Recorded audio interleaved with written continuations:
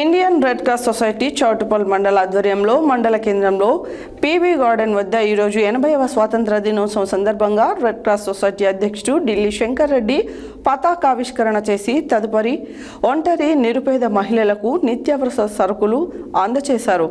Indian red cross society సభ్యులుగా చేరాలని విజ్ఞప్తి చేశారు.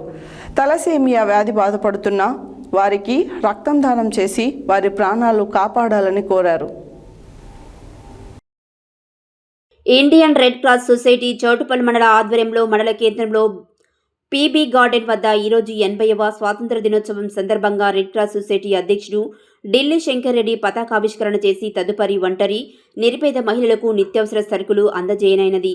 ఇండియన్ రెడ్ క్రాస్ సొసైటీ సభ్యులుగా చేరగలరని విజ్ఞప్తి చేశారు. తలసేమియా వ్యాధి బాధపడుతున్న వారికి రక్తదానం చేసి వారి ప్రాణాలు కాపాడాలని కోరినారు.